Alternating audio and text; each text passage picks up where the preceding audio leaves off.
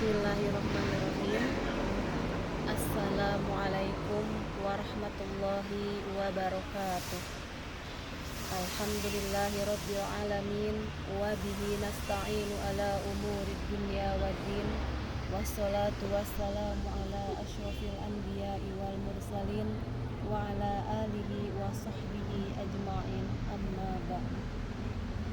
Wa qala Allah ta'ala fil Qur'anil Karim wa huwa asdaqul qailin.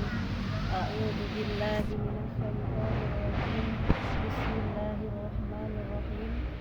La yanalallaha luhumuha wala dima'uha walakin yanaluhut taqwa minkum. Al-ayah. Shadaqallahul adzim. Pertama-tama marilah kita panjatkan puja dan puji syukur kehadirat Allah Subhanahu wa Ta'ala yang telah memberikan kita nikmat Islam, nikmat iman. Salawat beserta salam semoga tetap tercurah limpahkan kepada junjungan kita Nabi besar Muhammad sallallahu alaihi wasallam. Hadirin rahimakumullah, Idul Adha sering disebut sebagai Hari Raya Haji atau disebut dengan Hari Raya Kurban. Di balik perayaan ini, Idul Adha, terdapat kisah agung penuh hikmah, penuh haru dari pengalaman Nabi Ibrahim alaihi salam dan putranya Nabi Ismail alaihi salam. Kenapa menjadi hari yang agung atau hari yang agung penuh hikmah? Karena pada saat Nabi Ibrahim alaihi salam diperintahkan oleh Allah Subhanahu wa Ta'ala untuk menyembelih putra kesayangannya, Nabi Ibrahim alaihi salam tidak ada keraguan sedikit pun dalam diri mereka. Keduanya tunduk dan patuh total kepada perintah Allah Subhanahu wa Ta'ala. Sehingga Nabi Ibrahim alaihi wasallam melaksanakan penyembelihan tersebut dengan hati yang patuh dan hati yang taat kepada Allah Subhanahu wa Ta'ala. Jadi inti dari Idul Adha tersebut yaitu ketundukan dan ketaatan total atas perintah Allah Subhanahu wa Ta'ala. Allah Subhanahu wa Ta'ala berfirman dalam surat Al-Hajj, La yanalallahu luhumuha wala dima'uha walakin yanaluhu taqwa minkum. Al-ayah. Daging atau hewan kurban dan darahnya itu sekali-kali tidak akan sampai kepada Allah, tetapi yang sampai kepadanya adalah ketakwaan. Jadi ketika kita berkurban, mengeluarkan apa-apa yang kita sayang. Kalau dulu Nabi Ibrahim yang disayangi yaitu Nabi Ismail alaihi salam. Kalau zaman sekarang harta kita, ya, sayangkan dengan harta kita.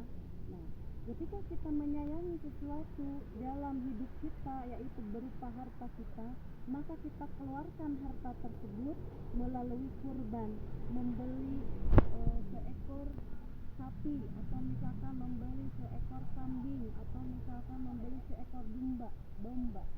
Untuk apa? Mengeluarkan apa yang kita sayang tersebut atau mengorbankan apa yang kita sayang tersebut. Kenapa kita harus mengeluarkan apa yang kita sayang itu?